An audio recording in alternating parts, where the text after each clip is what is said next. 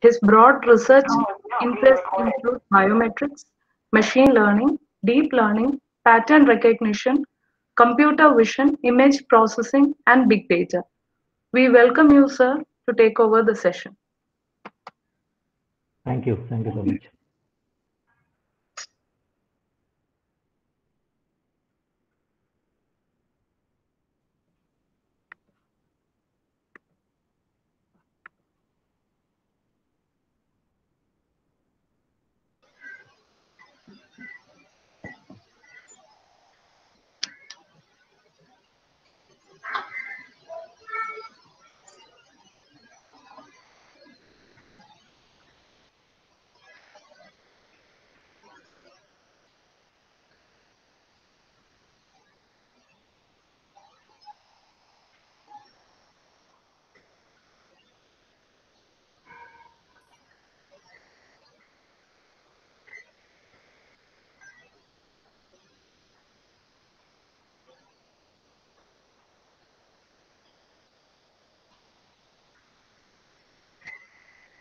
Your screen is visible.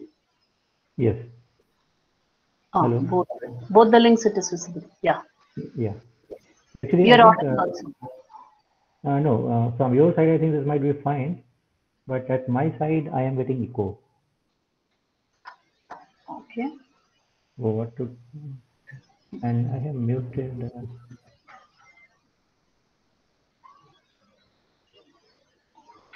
For our side, it is fine. Okay. No echoes there. So actually, the issue is that if somebody is asking any question, then only the problem will be there. Otherwise, I can actually remove my mic and speak.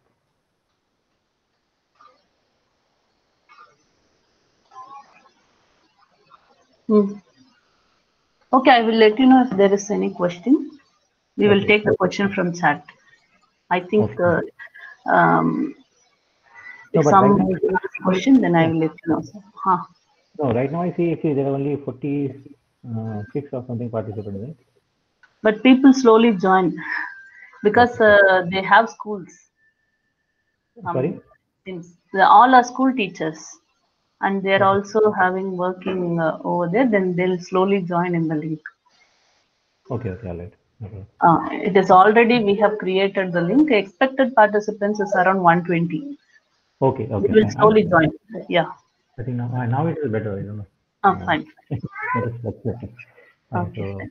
So, let us start, sir. Yes.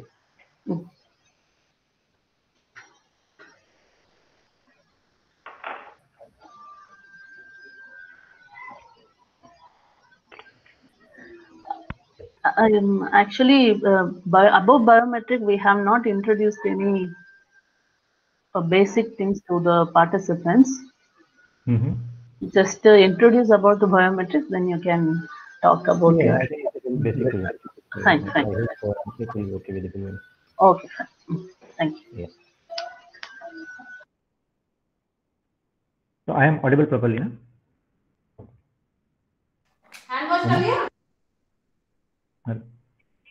Okay, good. So good afternoon, everyone. In this presentation, we are going to understand biometric template security. So as you see the name goes, it is about first about biometrics, and then what we mean by biometric template, and then what we mean by biometric template security. So gradually we'll go and understand these terms, and I hope at the end, it will be clear what we exactly mean by biometric template security. So let us first understand what we mean by biometrics. So biometrics actually refers to metrics related to human characteristics and traits. We see that with every human, there are certain characteristics, certain traits which are unique with respect to every individual, right? Some examples you can see here, like face is unique for everyone. Our fingerprints are unique. Similarly, iris, the example that you see here, iris pattern is unique. Similarly, the hand geometry is also unique for people up to some extent. Ear, palm print, similarly retina, DNA. These are some human characteristics actually, which if you compare these two characteristics for two people or two or more people, you'll find that they will be different. So since they are different for every individual, actually these characteristics can be used to recognize people. So in biometrics, we actually talk about such characteristics. And in general, when we are talking about biometrics, basically we refer recognizing people with the help of these unique characteristics or traits that all of us actually possess. If you analyze these traits closely, you will find that actually all these traits or these characteristics of human beings, they can be actually classified in two types. Some of the characteristics that we see, they are actually physically associated with our body, right? Like for example, fingerprint, palm print, iris. These are physically associated with our body, and they are also found to be unique. So these characteristics are called physiological characteristics because they are physically associated with our body. There are some unique characteristics that all of us have. They are not physically associated with our body, but they are behaviorally associated with our body. For example, the way we do our signature, or the way we walk, gait patterns, or the way we speak, and also the way we actually type on the keyboard. These characteristics are also unique with respect to every individual. Now, since these characteristics are in our behavior, they are not physically associated with our body. These characteristics are termed as behavioral characteristics. Okay? Common examples, as I just listed here: signature, gait, voice, typing rhythm on the keyboard. All these characteristics are behavioral characteristics, and they are also unique. Since they are unique, we can say that they can be used to differentiate one individual from the another. Or other way, we can say that these characteristics can be used to recognize people. Okay. So we have seen actually various traits here. Like the examples as you see here: fingerprint, palm print, iris, and similarly in the behavioral characteristics, signature, gait, and so on. Now, when we actually look for any biometric trait or any biometric characteristic, what actually we want. So, if we are saying that any characteristic, any human characteristic is to be used for the biometrics, then actually it should satisfy certain properties. So, for example, the very first requirement of the biometric trait or biometric characteristic is that it should be unique. So, for example, if you are saying that signature is a biometric characteristic, that means then the signature of every individual should be unique. Or we are saying that face is a biometric trait or biometric characteristic, then face should be unique for every individual. Because if the biometric trait or biometric characteristic that we are going to use, if it is not unique, then we cannot actually differentiate two people. And whole idea of using biometric is to use these characteristics to differentiate two or more people, okay? Or you can say recognize any individual. So if the characteristic is not unique, then obviously it cannot be used to recognize the people. So that is why the first requirement is that it should be unique. Second is the permanence. Whatever biometric characteristics we are going to use for recognition, it should be actually permanent. It should not be available only for some time with the human body and then disappear later. It should not happen. You might be thinking that any biometric characteristic will be permanently associated with the human body and the behavior, but we'll see that there are some characteristics where this permanence problem is there. Okay. The next is measurability. So whatever biometric characteristics we are going to use, there should be some way to acquire that biometric characteristic, and there should be some way to get some unique features or unique properties from that biometric. So another requirement is that we should be able to acquire it properly. If there is some biometric which is very, very unique, but if you cannot acquire using any sensor or let's say using camera or some other type of sensor, then also it doesn't have any use. So the next requirement is measurability, which is very, very important. Next is performance. Whatever biometric trait we are going to use to identify or recognize people or to differentiate people, it should have good performance. That means it should be able to properly or efficiently able to differentiate two or more people. Right? So it should have accuracy. With good accuracy, it should be able to differentiate two people. Second is the speed, so it should not take too much time to differentiate two or more people. And similarly, it should be robust too, robust with respect to the technology that we are using. Okay. Next is the acceptability. This is also very, very important property or characteristics, we can say, which is required for any biometric trait. Acceptability. So if, let's say, again, if suppose there's some biometric which is very, very unique, but if we, let's say, people are not accepting it, people are not ready to give that biometric, so then also it doesn't have any use of it. Right? So acceptability is also very, very important. And next is circumvention. So it basically defines how easy it is to spoof the biometric. Right? I mean, for any biometric trait or biometric characteristic, it should be also, it should not be easily possible to spoof it. Now, if you just analyze various biometric traits, we'll find that some of the biometric traits might be good with respect to one or more parameter here. Some might be good with respect to other parameters. Right? For example, let's say uniqueness. So uniqueness, if we, when we analyze all the biometrics, it is found that iris is considered very, very unique for individuals. So if you compare all the biometric traits in terms of uniqueness, we find that iris has a very unique pattern. And similarly, then we can go for other like fingerprint and then relatively very face and so on. Next, let's say analyze the permanence. Which biometric is very permanent with the human body? So we see like face. So face is always there with the human body. You will not find anybody who doesn't have face. But if you think about, let's say, iris, sometimes let's say you have some disease in your eye, then you may not have your you may not be able to give your iris accurately. Similarly, for the fingerprint. So in fingerprint, we all have good fingerprints, but if you analyze the fingerprint of the labelers, you will find that they will have very weak fingerprint because they are using, while working, they are mostly using their hand. And because of that, actually the fingerprint gets deteriorated. So in terms of performance, permanence, if you compare, you can say that face is very permanent, but relatively maybe fingerprint or iris may not be that permanent.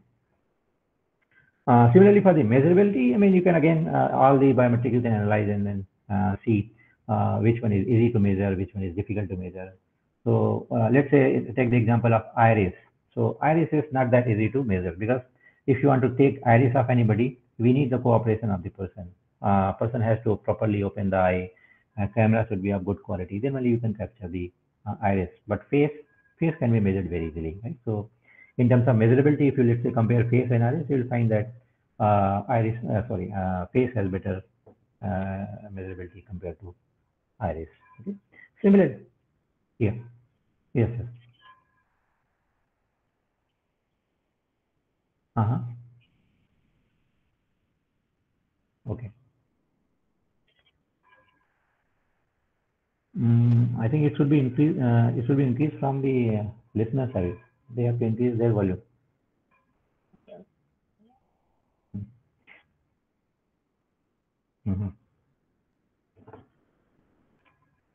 Okay, fine. I'll try to, I think, speak loudly. That might yeah. Okay, fine.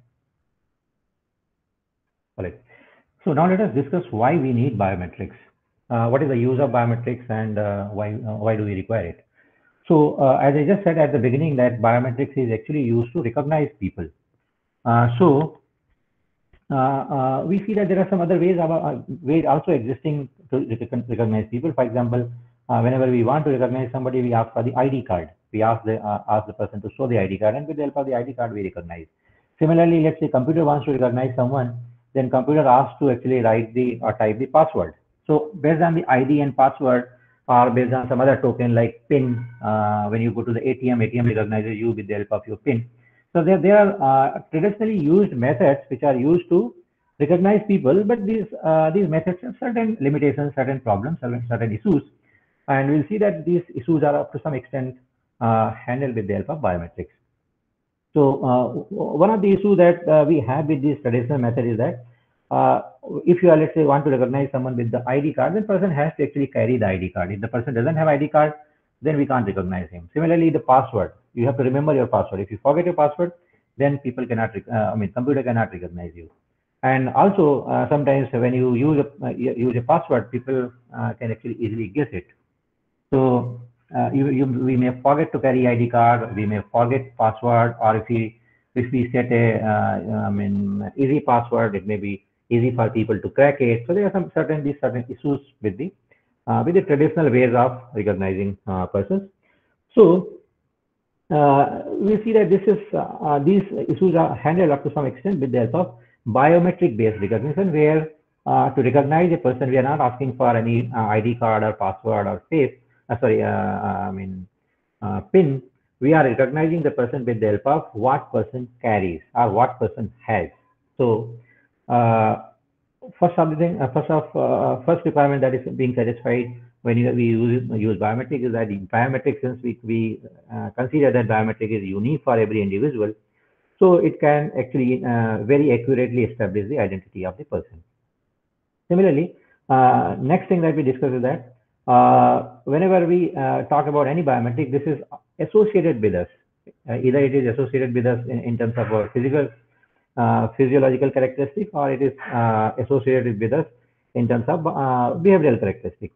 So we don't need to do anything extra to remember it or to carry it. It is always with us. So we don't need to make any extra effort to always remember to carry our biometric or remember our biometric. Similarly, if you compare the traditional methods and biometric, you'll find that biometric is relatively difficult to imitate. So if suppose somebody wants to recognize or somebody wants to pose as someone else, using password, it is very easy, because suppose somebody guessed your password, then by just typing that password, the person can make computer understand that the person is a genuine person. But that's not possible with the help of, in case of biometric recognition, because in case of biometric, the physical presence of the person is required. So that is why it is difficult to imitate. Okay, nowadays, we see that there are some, we will later discuss some issues also with the biometric recognition. And if you might have heard, nowadays people create, let's say, the silicon thumbprint, and then with the help of that try to pose themselves as someone else. So people are trying to imitate with the help of even in case of biometrics also, but it is relatively challenging, relatively difficult. That's why it says it doesn't say that it's completely impossible, but it says that it is relatively difficult. So if you compare password and biometric, relatively password is easy to crack or easy to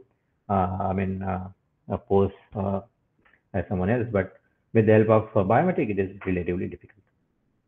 Okay. Now let us try to understand in a biometric system how exactly the working happens. So in a biometric system, there are two important phases. If you want to make use of any biometric system for the recognition, these two phases are very, very important. First is the enrollment phase. So let us take the example of ATM. So if you want to, let's say, use ATM with the help of your biometrics, so what is the first thing that you have to do? And let's say we are choosing fingerprint to use with the ATM. So what is the first requirement? First requirement is that you have to go to the bank and you have to give your fingerprint. The bank personnel will record your fingerprint with the system. And then when next time you go for using the ATM, then only you can make use of your fingerprint. So the first step, this enrollment step is, it refers to that step where you are going first time to the system and recording your biometric with the system. And this is very, very important, because if you don't record your biometric with the system doesn't know your biometric. So when you go to use the system, how will the system recognize whether you are a genuine person or not? So the very first requirement is the enrollment. As you might have seen, in Aadhaar, there was a phase where the Aadhaars were made, and then everybody's fingerprint or iris or these things were captured.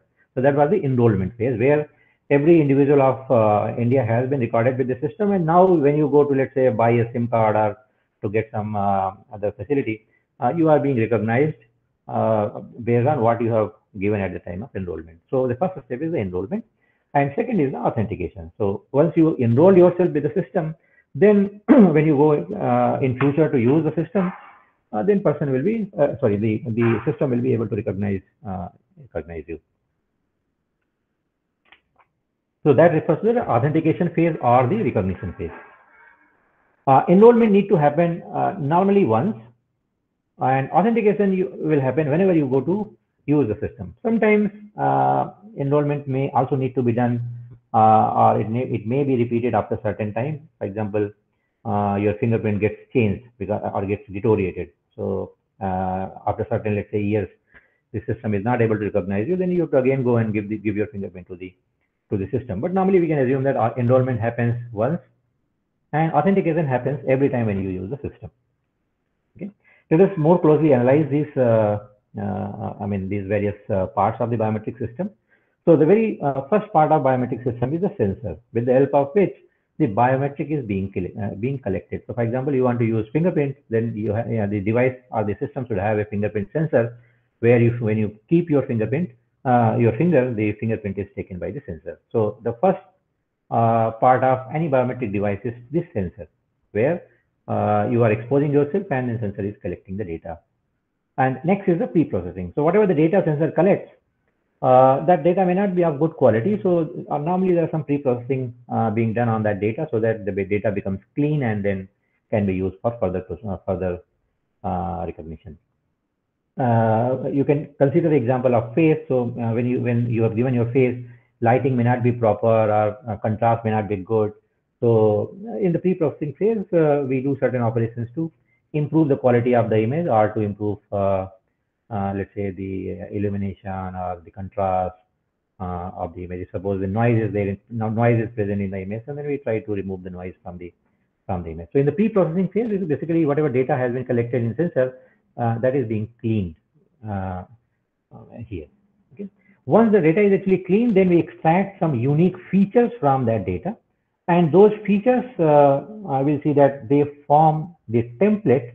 Whatever the features we get here, with the help of those features, we create a template of the person, and that template, if you are in the enrollment phase, this template is stored in the database. And if you have come second time, or you have come to use the system at that time, it is assumed that you have already enrolled yourself with the database. So at the time of authentication, or at the time of verification, also you will go through all these phases, But in case of storing the data in the database, if you have come for the verification, then whatever the data you have given at that time, with the help of that, a template will be created, and this template will be matched with the template that is stored in the database. So let's say your ID is 100. So corresponding to ID 100, whatever enrollment template has been stored here, that will be matched to the current template that you've just given there. And if the matching is there, then the claim will be accepted, otherwise the claim will be rejected. Sometimes you'll see that this feature extraction and template is not different, but sometimes we find that from the feature we do some more operations and then get the template. Now let's see the example here. So for example, let's say we are doing the face recognition, and in the face recognition, with the help of CCD camera, let's say we have captured this face. Okay, so this first part is done. Now in the pre-processing phase, let's say the face does not have good contrast, so we have done some operations, and then we have improved the quality of the face, we have improved the contrast of the face. So the second step is done. Now in the third step, we are extracting some unique features from it. And let us say, for the simplicity, let's assume that the points or the features that make this face unique are these points that have been marked here. What are these points? These points are, let's say, the points defining the eye corners, the point defining the nose tip, similarly the point defining the mouth ends and middle point. Okay, so let us say these are our unique points, and which define our feature. So from these features, there's one option that these features itself can be used to recognize a person. Or second option is that, let's say, we don't directly use these points to recognize the person, but we extract, we do some more computation on these features and extract some, more discriminative information. And let us say that information in this case is the distance between these points. So we get these 2 points, let's say, and then we compute the distance between these 2 points. Similarly, the distance between these 2 points, and maybe distance between these points here, these points here.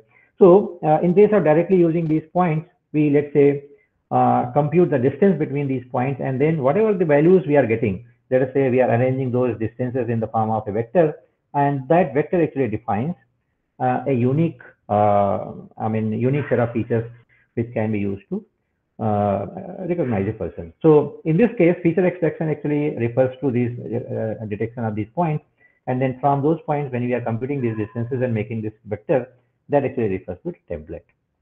If you are directly going to use these points as our distinguishing feature, then this feature extraction and then template generation doesn't have any difference. They both are same. Okay. So this was an example where we were considering the case of face recognition and what can be the possible features in face recognition. Similarly, these features will differ actually from when we move from one type of biometric to another type of biometric. So in face, maybe we are referring to one kind of features. When we go to fingerprint, we may have different type of features. When we go to iris, we may have different type of features. So how are we going to get the features? That actually differs when we move from one biometric to another biometric. In case of, let's just take the example of fingerprint. So in fingerprint, if you closely analyze this, you see that a fingerprint is collection of some ridges, some flowing lines or flowing curves, we can say. And in this curve, there are certain points. We'll understand those points in the later slides more precisely. So when we are actually extracting the features from the fingerprint, there's one way we can extract the features with the help of these ridge patterns. So this ridge pattern, if you analyze between the two fingerprints, you'll find that this pattern will have certain differences. So one type of features can be extracted by using the ridge pattern, or another type of features actually can be extracted from the fingerprint by identifying some unique points which are there in the fingerprints. We'll understand this later, that these points are actually called the minutia points. So in case of fingerprint, there are many possible ways of extracting the features. Similarly, for the face also, I just told you one example here, but there are several other ways the features can be extracted from the face.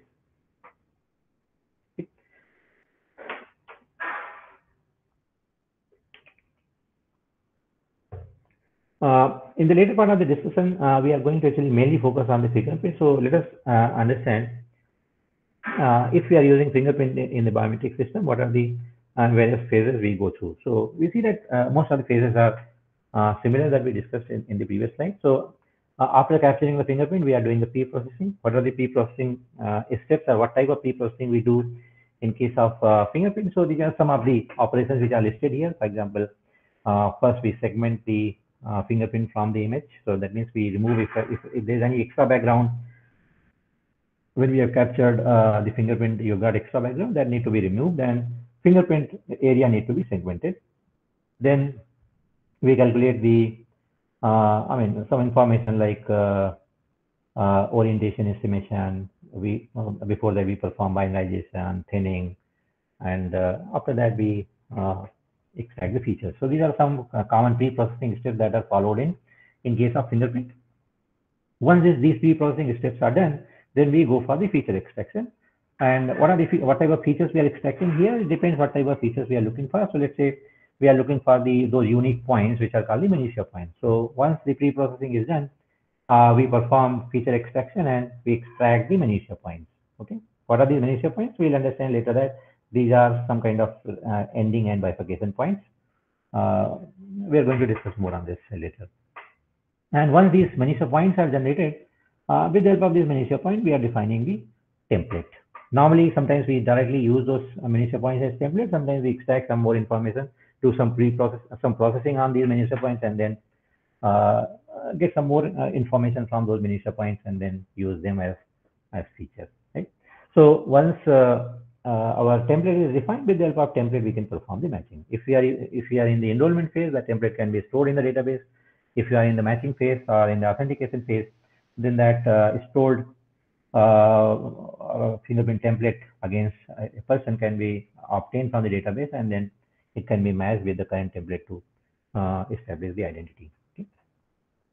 So in matching, there also, matching may involve certain steps like alignment. When you are matching two fingerprints, if they are not properly aligned, then we need to first align them, and then once alignment is perfect, then we can apply some technique to match the features and get a match score. And normally, whatever match score we get, we put a threshold on the match score, and if the match score is more than certain threshold, we say that the match is accepted. If the threshold score is less than the desired value, then we say that the match is not accepted and the claim is rejected. Okay. So normally in the fingerprint, when we are performing the matching, in a typical fingerprint system, we try to actually find out in the two given fingerprints which we are trying to match and trying to see if they are same or not.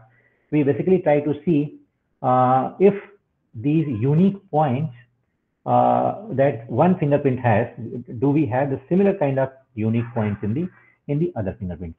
Now let us first discuss what are these unique points. So now this image is I hope enough big. You can see that these flowing lines, they are actually abruptly at some places they are terminating. Right? For example, if you just see this particular place, so in this particular place, this flowing rays is actually ending. It is abruptly ending there. Similarly, there are some points where if a flowing ray actually divides into, it bifurcates. For example, if you see this point, at this particular point, the rays that was, let's say, flowing from this side here like this, it has got divided into two rays. Okay? So these points actually are called the Manisio points. One type of point where the rays is ending, these are called rays ending Manisio points, and the points where the flowing rays bifurcate, they're called the bifurcation Manisio points. Right? So we have two types of Manisio points here in this image. There are several, I mean, there are a few other types as well. We are not going to discuss that, them here, but these are two important types of Manisio points that we normally look for when we are extracting the features from any fingerprint. Okay. So if we assume that there is a XY system here, XY coordinate system, then every Manisio point can be actually given a X and Y coordinate.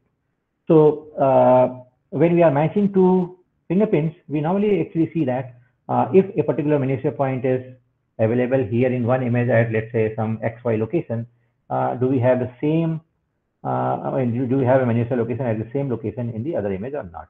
If we find a Manisio location at that particular place in the other image also, we say that we have one matching pair. And similarly, in the entire image, we try to find out, we take one Manisio point from the first image and then try to see if in another Manisio point also similar Manisio point is there or not. If it is there, then our match score actually is increased by 1. So we have to basically count between these two given images. We have to count how many such matching pairs are there, and that matching pairs normally define the match score. So if we are, let's say, saying that we are matching this two Manisio point and we have match score 50, this basically means that we have 50 Manisio matching pairs. And to declare whether the two images are matching or not, we can put a threshold on this match score.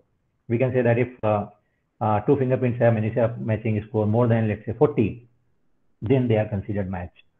So if any two fingerprints which are matching, they have Manisio score more than 40, then they can be considered matching Manisio, matching fingerprints. Otherwise, we can say that the fingerprints are not matching. And please remember that how many Manisio points will be matching, that actually is not fixed.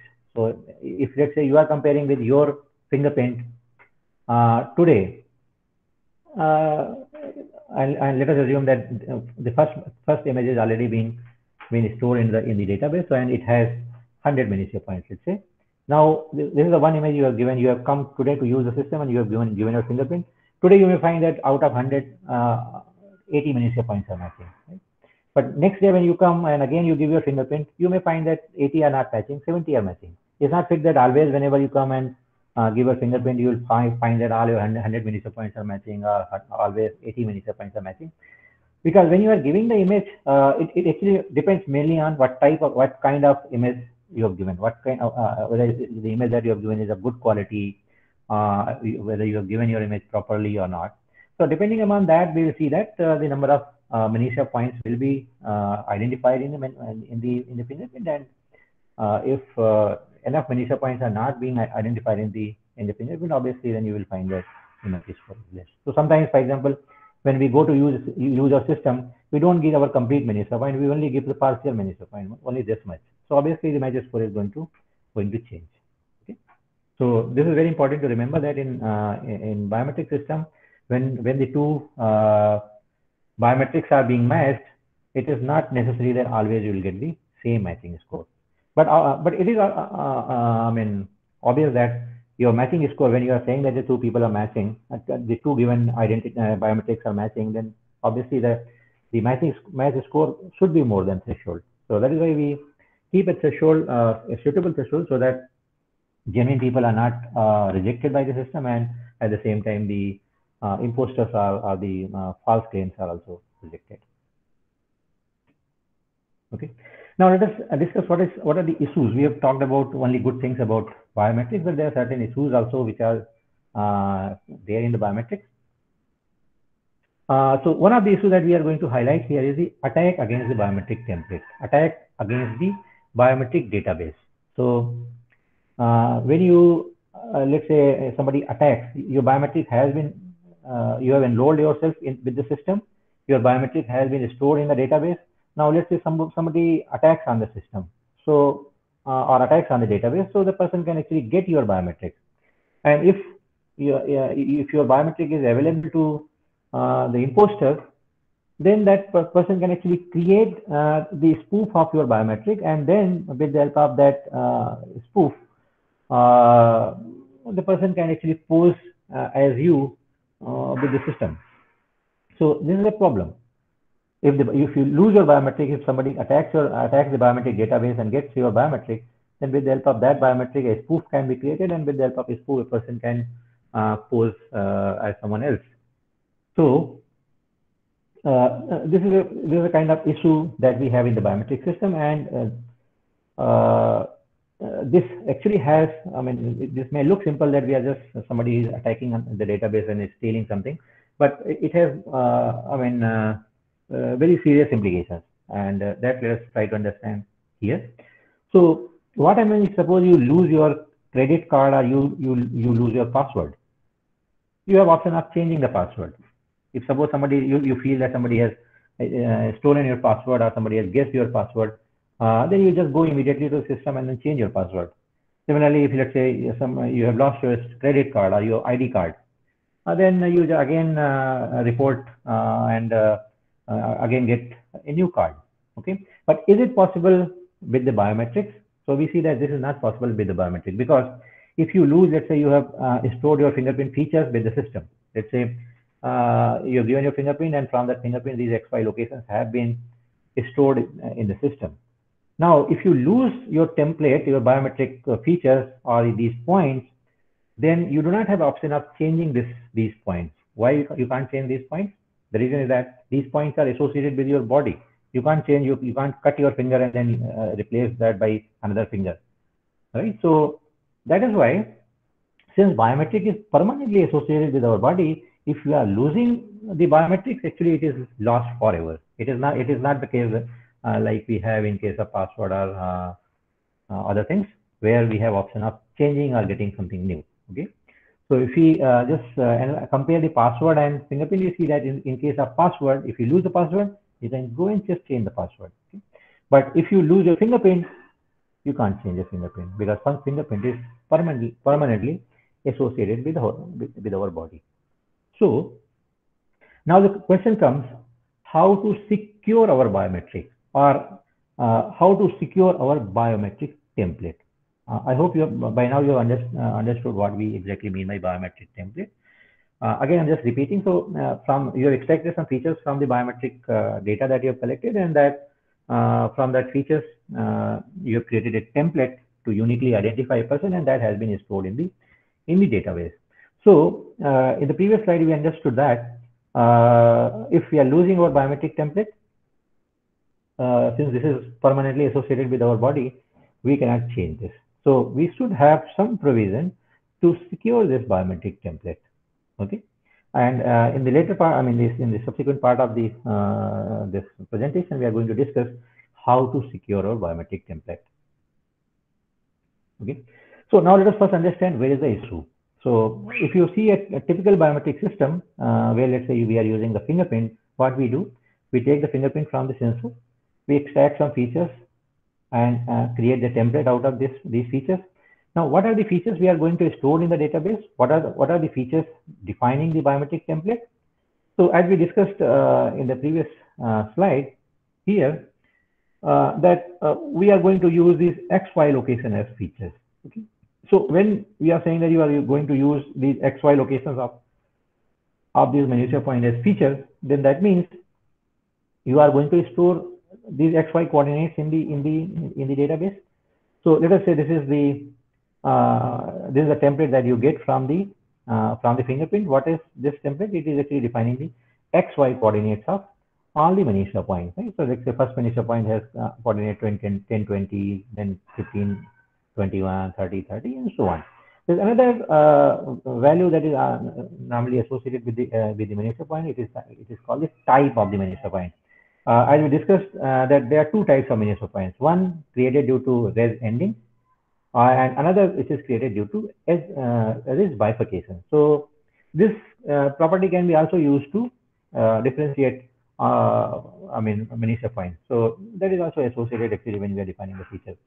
So let us say that when it is a res ending, we are saying it is denoted by 1 value, and when it is a bifurcation, it is denoted by 0 value. Right? So when we are associating 1 and 0 with these minutia points, we get a feature matrix, we can say, where we have every minutia point represented with the help of 3 values, x and y coordinates, and then what type of minutia point it is. Now, if we, let's say, this biometric template we directly store in the database. So when this kind of biometric template is stored in the database, and somebody, let's say, attacks on the database, so what this attacker is going to get? This attacker is actually going to get your real values, real features, real XY coordinates that are coming from the fingerprint. Okay. So now, if let's say you want to replace your, now you know that your fingerprint has been compromised, and now you want to, let's say, replace this your biometric template with a new template in the database. Is it possible? No, it is not possible, because what you have lost are your original features. And if you go to your fingerprint and again try to get the features, you are again going to get similar kind of features. You are not going to get any new kind of features. So when we are using this kind of biometric template, where the biometric template created with the help of original feature is stored in the database, we do not have option of replacing it by a new one. And this is called the property of revocability. We don't have option of revoking our old template and replacing it by our new template. Okay. So when we say that we want to secure our biometric template, we basically want that if our biometric template is compromised, we should have option. We should have some option of revoking our old template and replacing it by a new template. Now, from this discussion, it is very clear that if we are going to store these original feature in the biometric database, then revocability is not possible, because if you lose your original feature, then you can't replace your original feature by any new set of original features. Okay, so revocability is not possible. So what is the option? Or what is the solution to achieve the revocability? So the solution is that when you are creating the biometric template, you don't use your original features. You make use of your original features to create the biometric template, but whatever finally you are going to store in the database, that should not be your original features. They should be some kind of transformed features that you get from your original feature. Now, if you are storing a transformed feature, if let's say this is your original feature F, and in place of storing feature F, you are doing some transformation on feature F and storing that transformation or those transformed values in the database. So in this case, if you lose, somebody attacks the database and you lose your biometric, basically you are going to lose this. You are not going to lose original F. You are going to lose transformed value of F. So if you lose a transformed value of F, you have option of changing the transformation. Maybe in place of T, you can use a T prime transform. So you will get another kind of feature set, and that the template that defined with the help of that transformation, that can be again stored in the database, and that will replace your old template. Okay. So the whole idea here is, if you want revocability to be present in our biometric system, then we should avoid, we should not use our real features or original features. We should not store our, we should not use our original feature to create biometric template, or we should not store the biometric template in the database, which is created directly from the original features. We should do some kind of operations, some kind of transformation on the original features, and we should only store the transformed values. Okay. Okay. So when we are talking about a biometric system, which is secure biometric system, where biometric template is secure, what are the things that we are expecting? Let us discuss them here. So the very first thing is the revocability. This we discussed in the previous slide.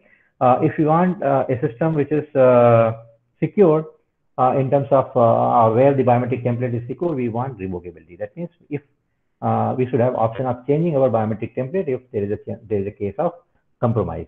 Okay. Now, to achieve this revocability, as we discussed in this slide, that to achieve this revocability, we are in place of using original feature F, we are going to use a transformed features. Okay. So when we are going to use the transformed features, or indirectly, I mean, if we can say that when we are going to achieve the revocability, these three things should be actually satisfied. What is the first thing that is given here? Diversity.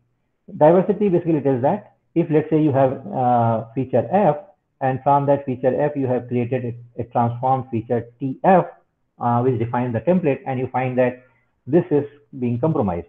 So obviously you are going to change, going to get a new template from your original feature, and let's say in this case, in second time you have used a different transformation T prime, and you have got a new template. So when you are obtaining a new template, this template should be very diverse from the earlier template that you have used. That means this template and this template, they should not be same. And this is very obvious, because if they both are same, then obviously you are replacing it by a new template, but what you are putting is again the same thing. Okay? So that is why when you find that there is a case of compromise, and you are replacing your original template with a new template, then the new template that you are going to place in the database, that should be diverse, right? It should be very different from the earlier used templates. Next is the security. When we are doing this transformation, this whole idea of implementing the revocability is to secure our original features. So when we are doing this transformation and storing this value in the database, from this transformed features, it should not be easily possible to get these original features.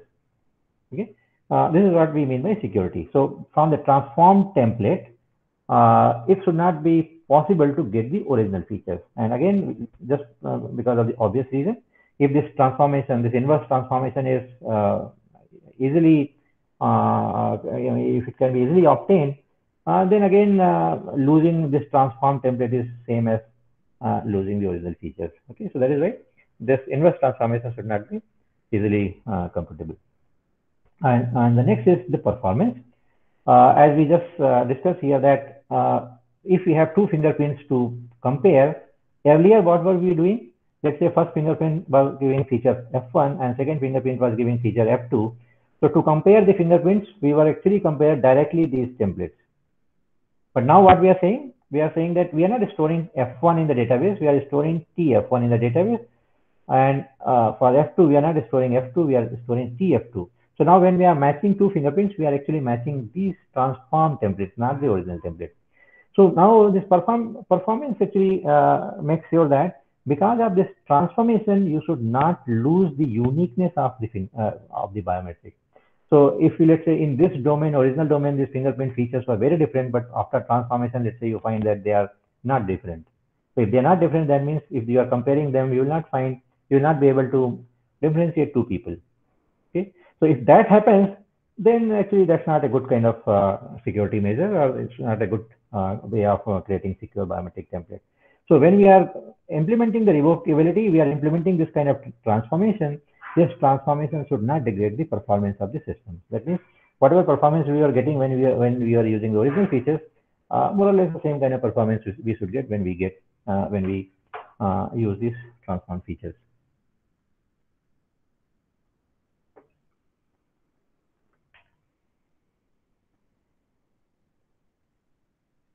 So just to again, let's say highlight what we exactly discussed in case of revocability, and to achieve this revocability, we are going to use transformation. So in this later part of this presentation, we are going to see how to implement revocability or how to get the transformed features from the original features. Okay, and just to again reiterate, revocability refers to ability of the system which provides us a way to replace existing template by a new template in case of any compromise.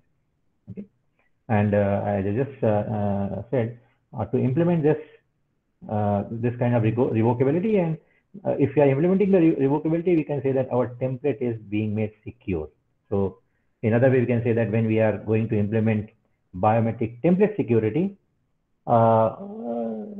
it is same as saying that we have implemented the revocability, and whatever we have discussed in terms of revocability, that actually applies for the biometric template security. So as we discussed that for revocability, we are going to use a transformation function. That means to implement this biometric template security, we need a transformation function so that we can transform the original template to get a new secure template. Okay, and when we are doing this transformation in the database, in place of storing our original template, we are going to store the new template only. I mean, this transform template only. Okay, the techniques that are there to implement the revocability, or this another term that we have introduced, biometric template security. If you just analyze all the techniques, then actually we see that these techniques can be classified in two categories. One type of techniques are called cancelable biometric techniques, and another type of techniques are called biometric crypto systems. Okay?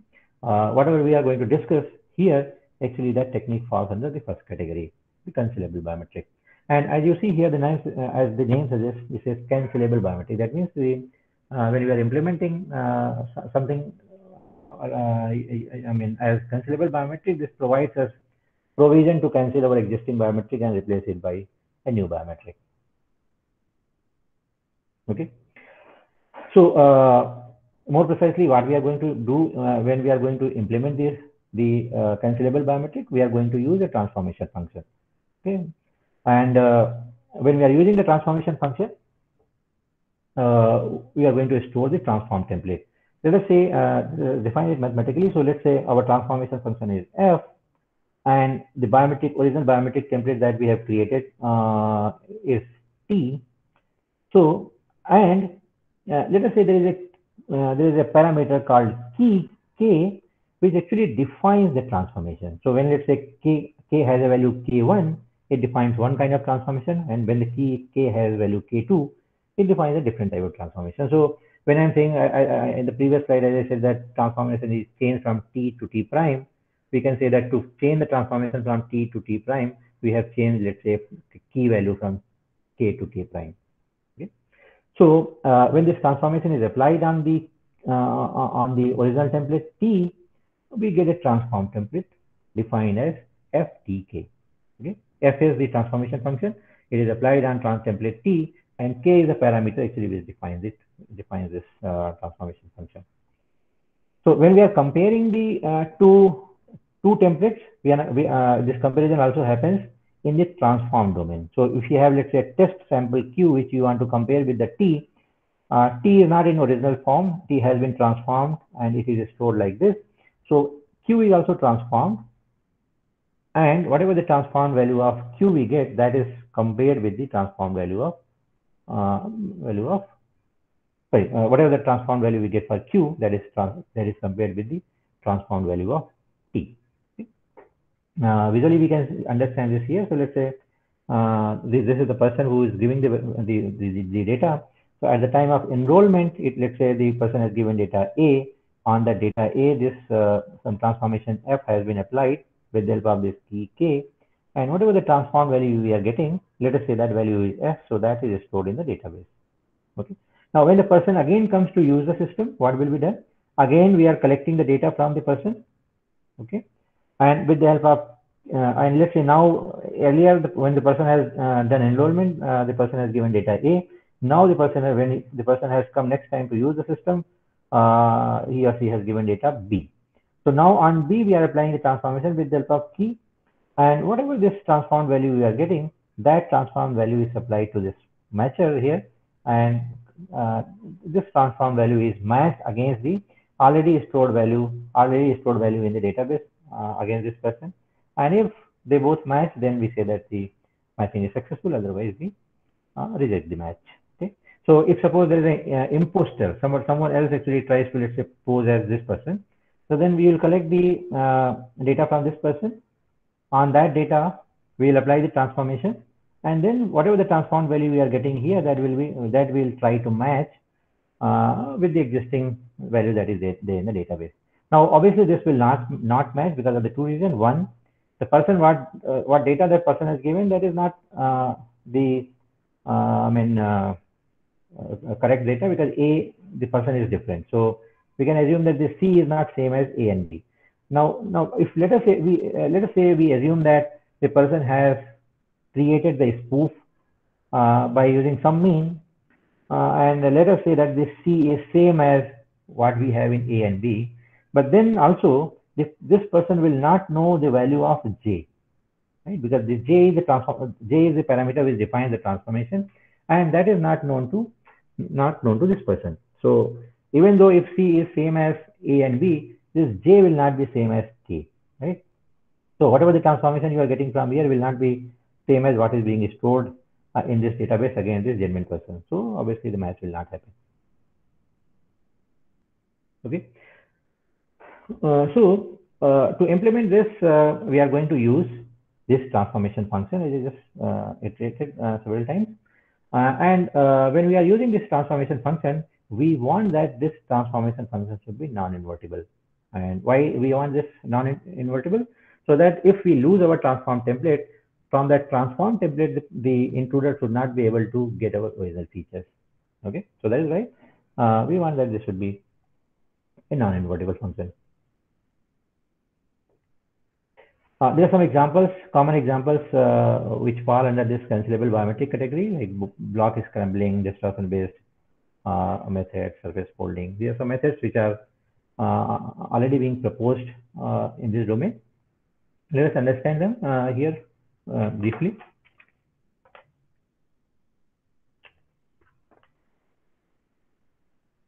So in case of block scrambling, so please remember that this whole idea here is to transform the original template, or the idea is to transform something in the database which doesn't directly resemble with the original feature. So that is why we will be actually performing transformation on the data. Sometimes we perform the transformation on the original data. Sometimes we perform transformation on the features that we extract from the biometric data that we have collected.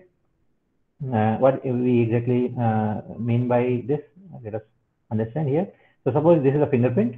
One way of normally we extract the features from this fingerprint, and then we apply some transformation, and we get a transformed feature. So this is the here we are securing biometric template by transforming the features. But there's another way where we can directly transform this image.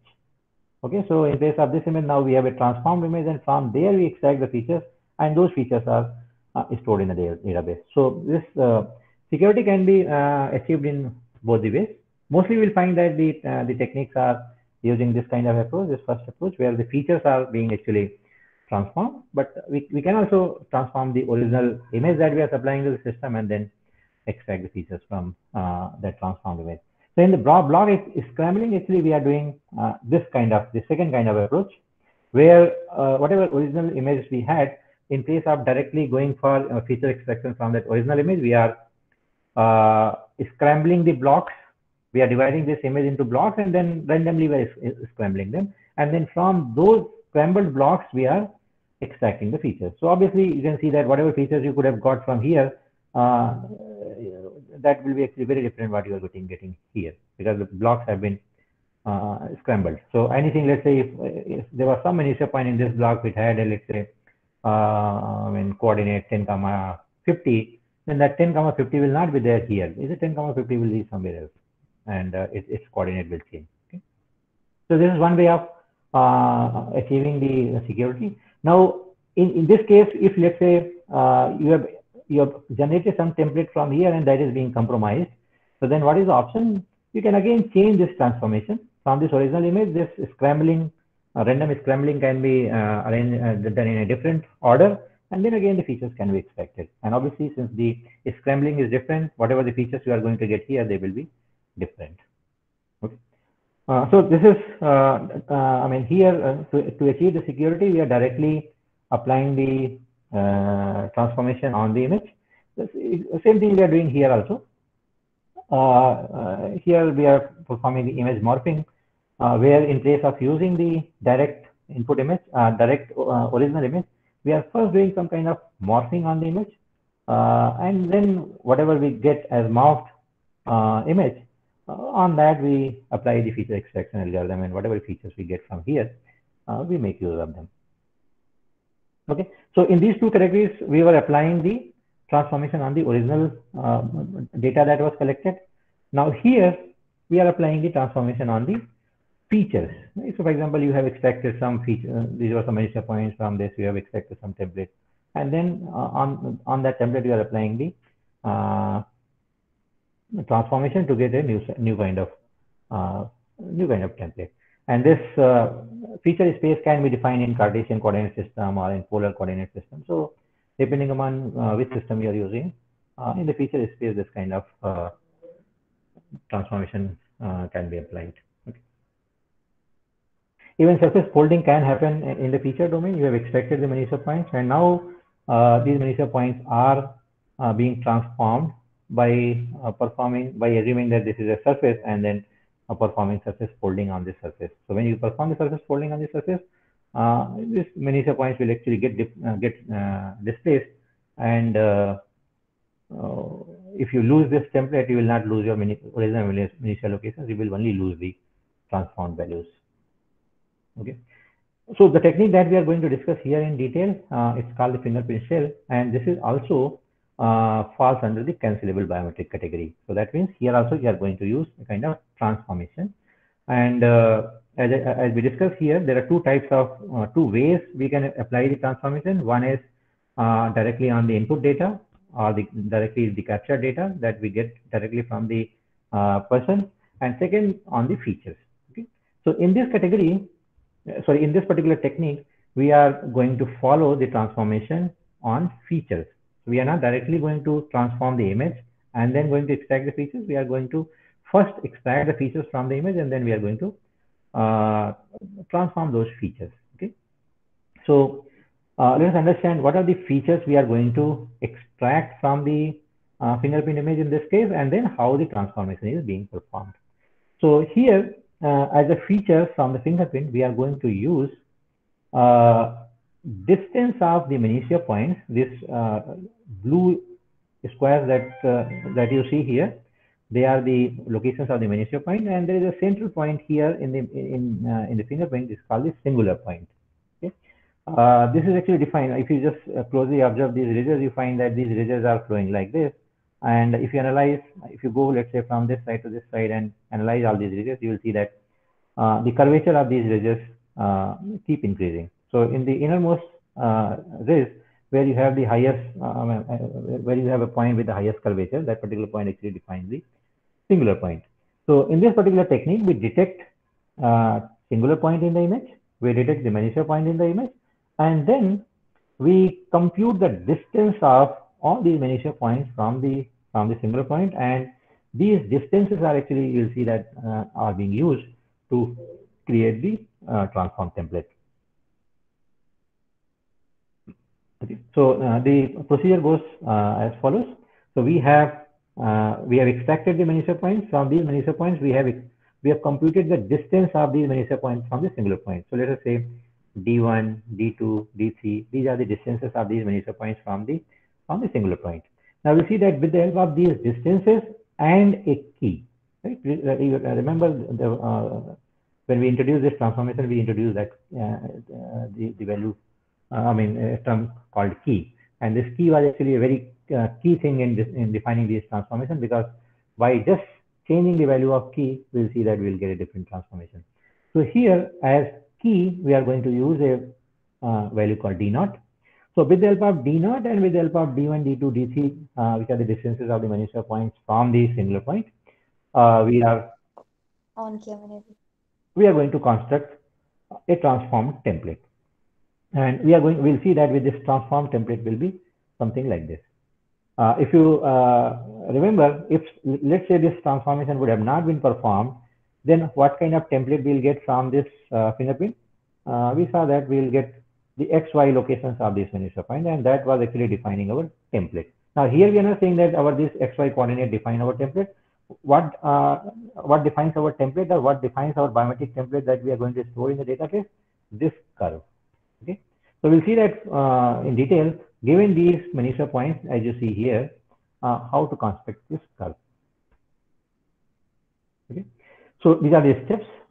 First, we have to extract the Manisha point and the singular point in the image, and then we have to compute the distance of all the Manisha points from the singular point. This is directly required to be computed from the fingerprint, and then once this information is available, to make this template, which actually in this technique called as fingerprint shell. So to get this shell curve, here we are going to follow this procedure. Okay, so what is this procedure? So it says that whatever the distances we have obtained here, they need to be sorted first in ascending order, and then we need to define our D0. D0 is dependent on us. When we are defining the transformation, we have to define a D0. When we are changing the transformation, we have to define a new D0. We'll see. So we have to solve the distances that we have computed. We have to decide the user key D0, and with the help of this D0, we have to construct this curve. And with this curve, we are naming as fingerprint shell. And we'll see that this curve will be a kind of a spiral curve. So now let us see how we are going to construct this curve. Given sorted distances and given user key, how we are going to construct this curve. Okay. So let us say again, D1, D2, D3 are the distances in sorted order. We have D0 as the key. So to construct this curve, we are actually going to add this D0 to all these distances. So D1 has now become D0 plus D1, D2 has become D0 plus D2, D3 has become D0 plus D3, and so on. Okay. Now, with the help of these new distances that we get, or the new values that we get from the distances, we are going to make the curve. And the process of making curve is nothing but actually drawing contiguous right angle triangle. We'll see when we are going to construct that curve, that is nothing but actually drawing contiguous right angle triangle. And here, in all these right angle triangles, we'll see that hypotenuse will represent these distances. Okay. And whatever we, after doing this process, whatever we get, that curve actually is going to be stored in the database. Let us see that here. So D0 is known to us, D1, D2, D3 are known to us, and D0 has been added to D1, D2, D3. So we have now the values D1 plus D0, D2 plus D0, D3 plus D0, and so on. And we also have D0. Now we are going to see how to construct this curve using this information. So as I said, that this formation of this curve is nothing but just drawing the some contiguous right angle triangle. And you see that those right angle triangles are here. This is first triangle, this is second triangle, this is third triangle. Now let's see how these triangles have been drawn. Okay, so to draw these triangles, we see we start from a point. We can assume, let's say this is 0, 0, and at 0, 0 we put a horizontal line of length D0, right, as you see here. And on this line at the edge we put a perpendicular line. On this perpendicular line, we cut a segment of distance D1 plus D0. So let us say we cut a segment like this. So this becomes hypotenuse of this triangle, which is D1 plus D0. So this actually gives us a new point. And at this point, again, we are putting a perpendicular line here. And on this line, we are cutting a segment of length D2 plus D0. So this D2 plus D0 will cut we will define a new point here, right? And this again, so since this is a segment of length D2 plus D0, you can say that this segment is of length, so D2 plus D naught. And similarly, we again put a perpendicular line here and keep doing like that. So, I mean, whatever I'm explaining here is actually exactly done here. On D naught, we have put a perpendicular here and cut segment. We have cut segment of length D1 plus D naught. Here, we have put a perpendicular line and we have cut the segment of length D2 plus D naught. Here, we have cut the segment of length D3 plus D naught. And in this whole process, actually, we are defining these points. First point has been defined here. Second point has been defined by cutting a segment here. Third point has been defined here. Fourth point has been defined here. So on. So if you just keep these points, I mean, separately as x, y, z, I mean, by just, putting their x, y coordinates, we'll see that this will define a kind of curve that we see finally here. And this curve, when the number of Manisow points are more, we'll see that this curve will look like a spiral curve. Right? Here the Manisow points were very few, 3-4 Manisow points were there, so that is why this curve was not looking like a spiral curve. But when the Manisow points are more, this we'll see that the curve will look like this. And if we keep increasing the Manisow point, we'll see that the curve will be keep enlarging. I mean, this spiral curve will keep getting enlarged. Okay. So ultimately, in this whole process, whatever x, y, z coordinates we were getting here and storing directly in the database, in place of that, now we are going to store this template. This is our final template that we are going to store when we are enrolling a person with the system. Okay. Now the question comes, how it is providing the security, right? So I think answer is very simple. If we would have directly stored these features, we will compromise our original features. But now, since we are not storing our original feature, we are storing our transformed values here, transformed features. So if our template gets compromised, we are actually going to lose this, and which is not defining our original features that we had here. So if we lose this, what we can do, and let us say this was obtained by using key D naught. So if we lose this, we can just change D to D naught to some other value, let's say D naught prime. Then obviously when the D naught gets changed, the curve that we are going to get here will be a very different curve. So by that way, we have concealed our original template and we have replaced it by a new template, which is now being defined with the help of another key D naught prime. Normally, so whenever you are comparing two biometrics, we have to compare the features, right? So if the features are, let's say, in the form of 1D vector, then we can use distance measures like Euclidean distance or city block distance, or there are many other distance measures, and we can compare the two features which are in terms of vectors. But now here the features are not in terms of vectors. Features are in terms of this geometric shape. So there is a popular distance measure called the Hausdorff distance, which is used to compare the two geometric shapes. So this can be used here to compare the two given spiral curves.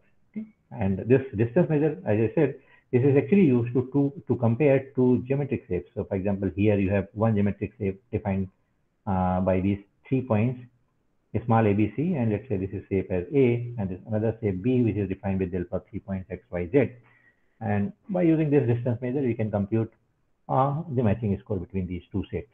So similarly, in our case, we have one spiral curve and we want to match this with another spiral curve. So we can treat these spiral curves as geometric shapes, and we can compare them using Hausdorff distance. Now let's just analyze how we are going to achieve the various requirements that we listed at the beginning. So if you remember, we said that when we are going to implement this biometric template security, we should have option of revocability.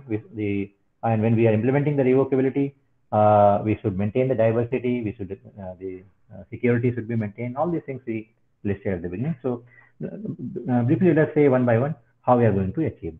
So let us first discuss how we are going to achieve the revocability. So I just explained in the previous slide. So here everything is the template that we are going to get finally is dependent on D naught. So if we change D naught, we are going to get a different kind of template, a different kind of spiral curve. So if we find any time that our template has been compromised, somebody has attacked the database and has stolen the template, then we can create a new template by using a different key value. And since this transformation is completely dependent on D naught, if we change the value of D naught, we are going to get a very different template. So that way, old template can be replaced by a new template by just changing this parameter D naught. Okay? And security, if you remember, security was saying that if we have obtained from TF from F, it should be difficult to get F from the TF, right? So in this case, you see that given this spiral curve, it is not easy to find out the XY locations from where this has been obtained. So that way, it provides the security also. Now let us see with the help of this example the revocability and the diversity. So here we have one fingerprint impression.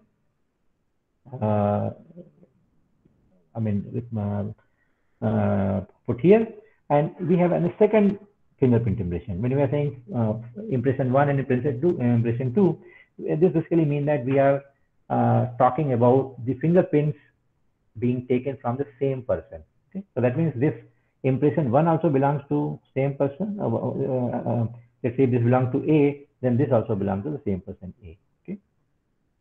So now here we see. Let us first try to understand the revocability. So let's say when the person has come to be enrolled with the database, we have used key 1 to create this template. So when we are using on this impression, when we are using key 1, we get this kind of template. But now let us say after some time, the database is, let's say, being attacked, and then we want we have to replace this template by a new template. So what we will do? Obviously, we will not use the same key. We'll use a different key. So we want to remove this, and we want to replace it by a new template. So we'll use on the same fingerprint, we are going to use a different key 2, and from this key 2 we are going to get a template. Now you see that this template that we have obtained now with the help of key 2, though it has been obtained from the same fingerprint, this is very different from what we had here in the first picture. Okay?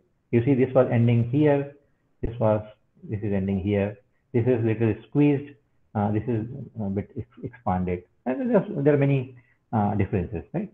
So we can see that in this whole process, the template that we are getting by changing the key is very, very different from the previous template. Okay, so that means that way we can say that we are able to achieve the revocability. We are able to cancel out this, and we are able to we are able to replace by a different one. Okay. Now, if you compare, you might be thinking that if, let's say, this is the process being done at the time of enrollment. Now, when the person comes and then tries to use the system, at that time, the person will not be giving this exact fingerprint. The person will be giving a different fingerprint, right? From the same finger, but the fingerprint will be taken second time. So you will get a different impression.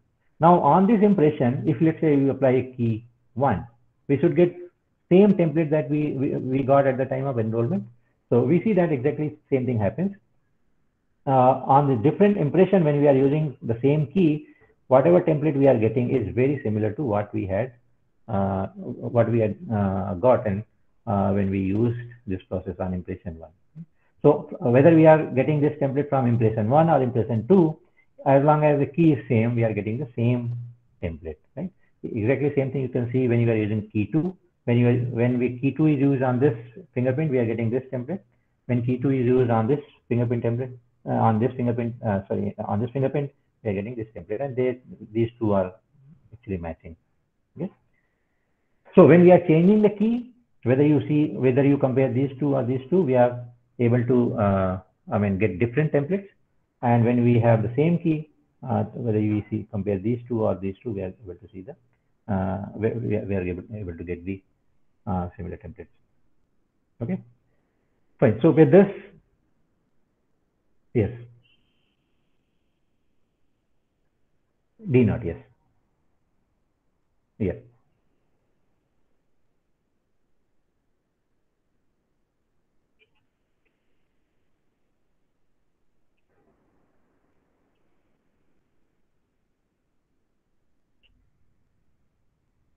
Yeah. No, so DNAT is actually, yeah. So DNAT is actually, no, DNAT is actually unique for every individual. So whenever a person comes for the enrollment, you have to define a DNAT for the person, and then you have to create a template. So DNAT is for every individual. No, it is changing. It is changing. So what DNAT that is for me, it will not be same as what the system is going to assign to you. DNAT will be different.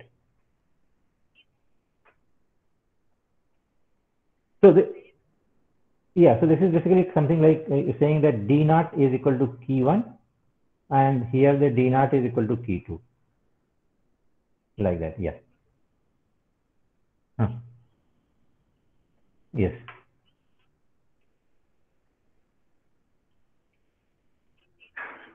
Right. Yes. But this, no, but this you need to do only when this template gets compromised. This is not a like normal process. See, no, let us try to, no, let me just explain here. So for example, you have, let's say, person P1, person P2, person P3. Now, when you are going to enroll them, for them, you are going to create a spiral. Okay. So for this person, let's say you are going to use D0 as 5. For this person, you are going to use D0 as 10. For this person, you are going to use D0 as, let's say, 15. Okay. So this is a normal process when you are going to enroll the person. But now, let us say later you find that this person, the person finds that his or her template has been compromised. So then you have to create a new template. So that new template will be created by changing the DNAT to some new value. So maybe this DNAT is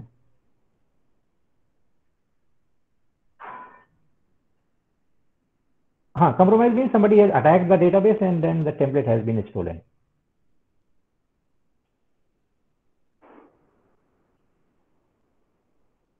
Correct.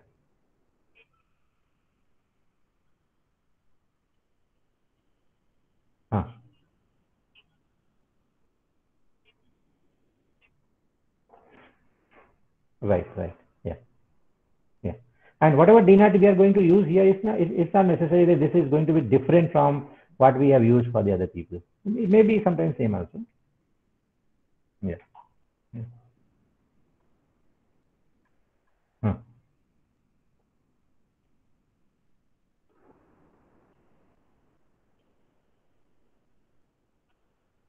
No.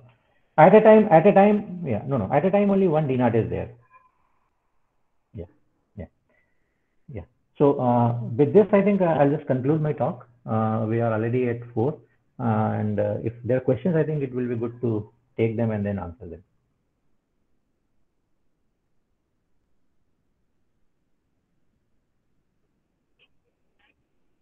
Yeah.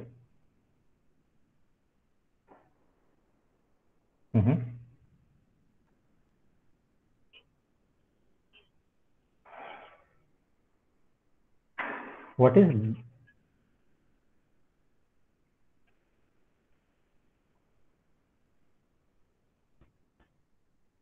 so B and L?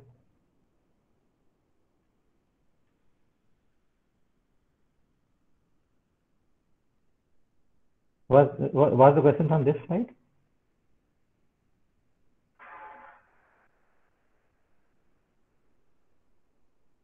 Yes. So what is the doubt here?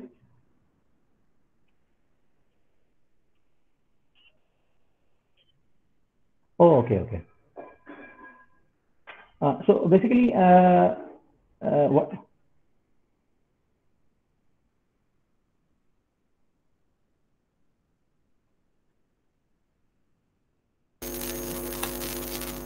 So she asked that only. What is the D and L in that decision? Yeah, that's fine. I mean, so yeah. So I understood this. So basically, whatever values you are going to supply to this matcher, that is actually referring to DL and L. D and L. So this may be BK or it may be CJ.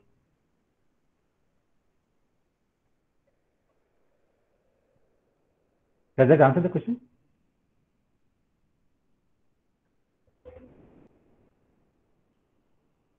No, I think the doubt is that what is this side is a BK here, and then here is a DL. So the doubt is, I guess, what is this DL? What is the difference between BK and DL? So DL is basically, I mean, it's referring what you are going to supply to this matcher. So whether it's a CJ or it's a BK, that is being represented here as DL. Right? So this DL could be BK when you are, let's say, passing this to the system. It could be CK when you are passing this to system. Okay. Yeah. Any other question? Yeah.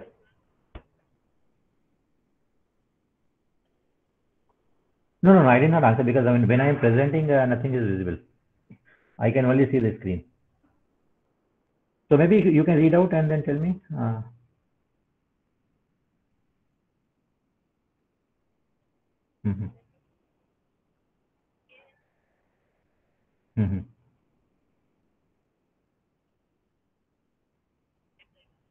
Yes. So I think okay. So maybe if his question was that when I'm saying that if you lose your fingerprint, how will you replace it? So I guess maybe he's suggesting that we can use a different fingerprint, right? Let's say we lose the thumb, then we can use our index finger. So that's true, but again, we have limited fingers. So if 10 times, let's say we lose, then we don't have 11th finger to register with the system. So there is a yeah. Yes.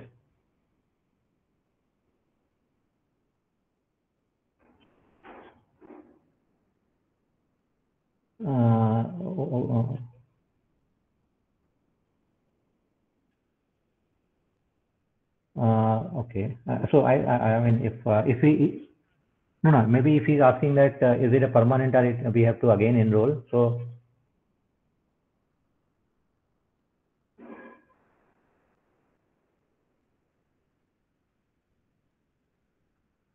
okay, so let me just answer this. I mean, based on what I understood. So if the person is asking that whether the database that has been stored in that Aadhaar is permanent or not, so it is not permanent. I mean, we can say after some time. Yes, yes, sir. I want to ask same question that they are using our biometrics for Aadhaar. Is it permanent kind means if it is stolen or misused then? See, I think they are implementing security measures. What kind of security measures they are implementing? They have not disclosed. What kind of security measures they are using? They have not disclosed. So I think we cannot. Personally, I cannot comment on that. But I'm sure they must be using some security measures.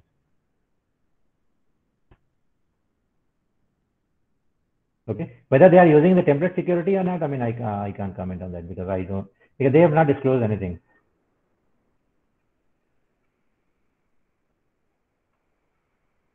Okay. Uma, are there any other questions? Yeah. Okay, sir. Thank you.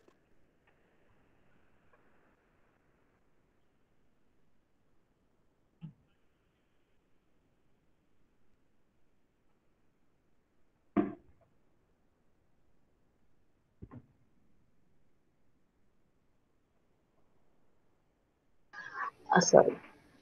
If you have any questions, participant, please ask the questions. You can unmute and then ask your questions. Other than the questions, sir has answered almost all the questions which have been there in the chat window.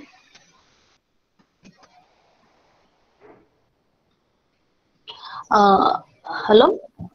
Anybody want to? Somebody typed H.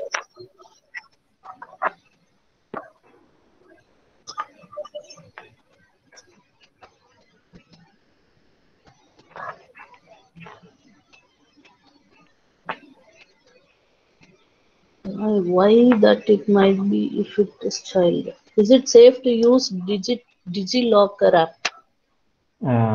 Uma. Do we, You can actually you can mute your one mic. I think that is creating problem. Okay. Yes, ma'am. Please go ahead. Then why do we update it? I think they are discussing or asking question. I'm not clear. Okay. You can escape and then see the comments are coming from the participants. Maybe you are the best person. Unmute and then see because they are typing something on both the links.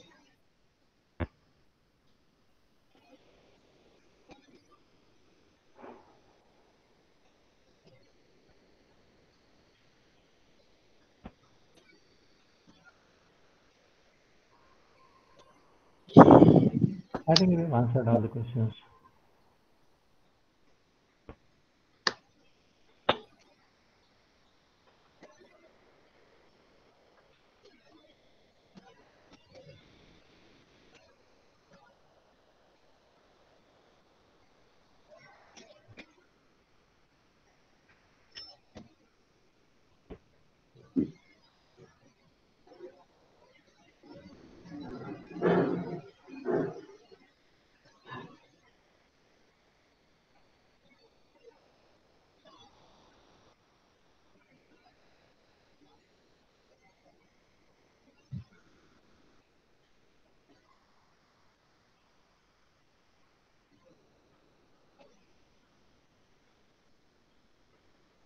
So I think Miss Aparna is asking, sometimes after a few days also our fingerprint does not match. Then what should we do?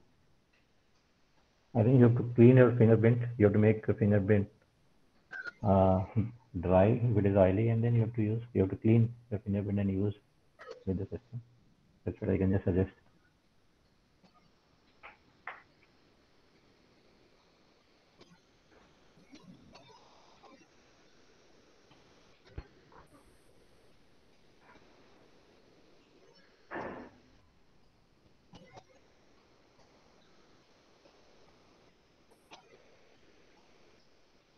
Yeah, I think a lot of discussion was happening, so I guess Discussion, yeah, that's it. Yeah. I'm also not clear with whether it is discussion or question. Use of biometrics while purchasing, there is one question, sir. Use of biometrics while purchasing a new SIM card. Are those methods? Use of biometrics while purchasing a new SIM card. Are those methods safe, sir? Yes, sir. That is actually related to Aadhaar link only, no? So that is safe.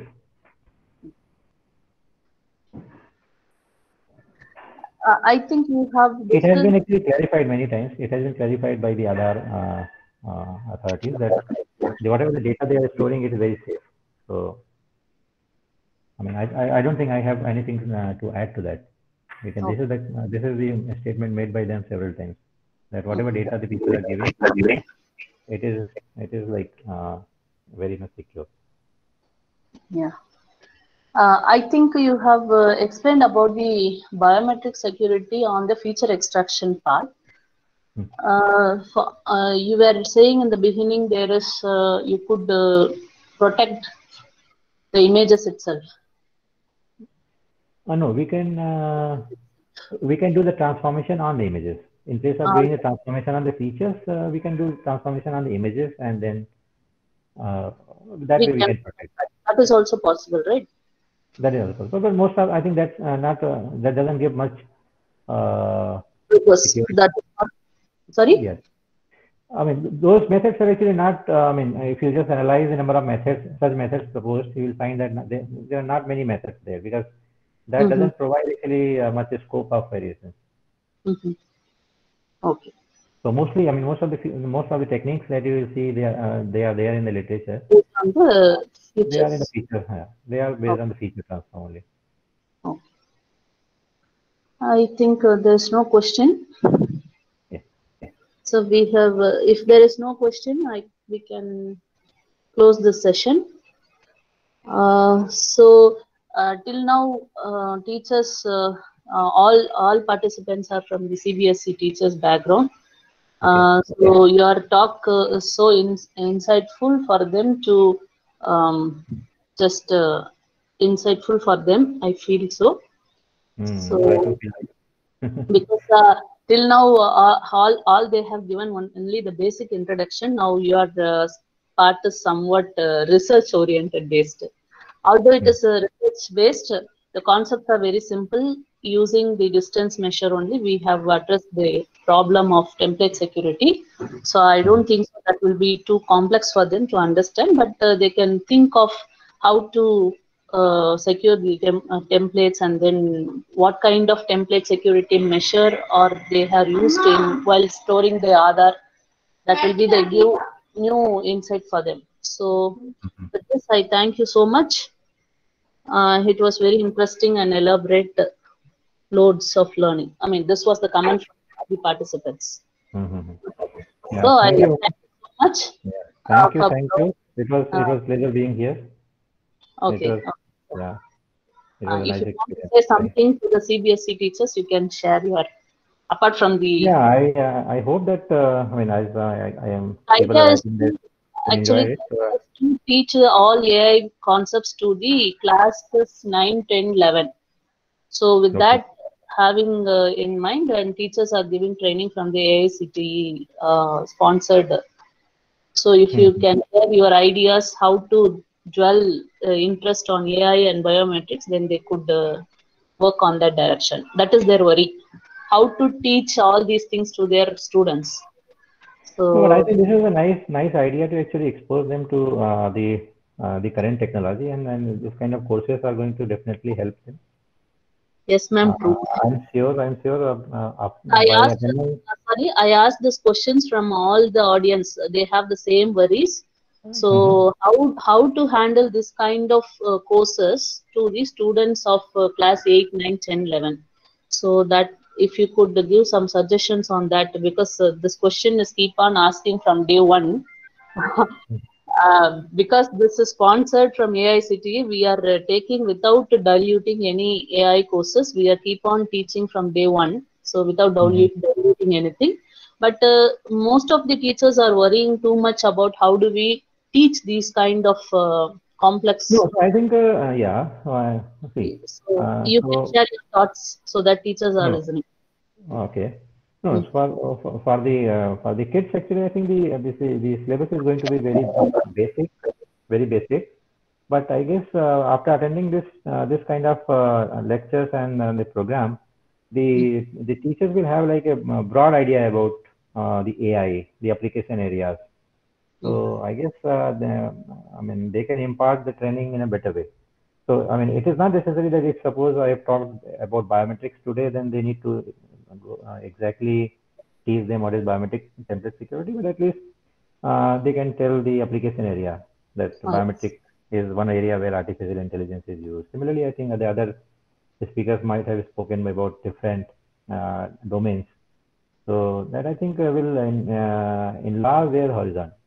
So that will help them to, I mean, enlarge their understanding, and obviously with that they can impart the knowledge to the kids in a better way.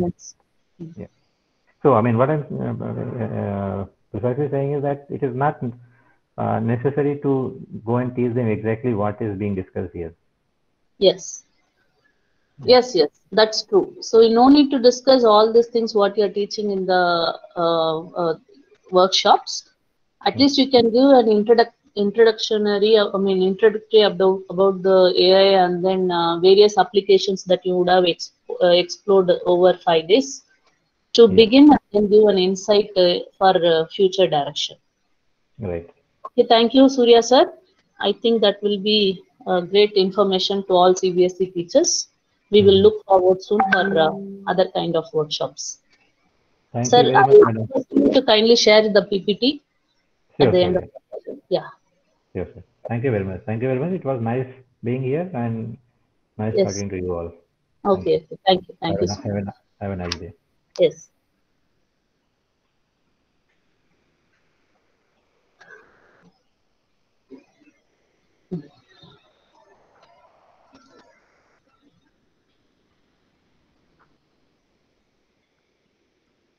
So participants, we have other questions.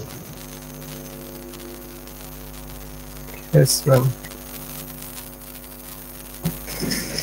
Ma'am, Yeah. can I start, or I mean, I will stop recording and re-record? Okay.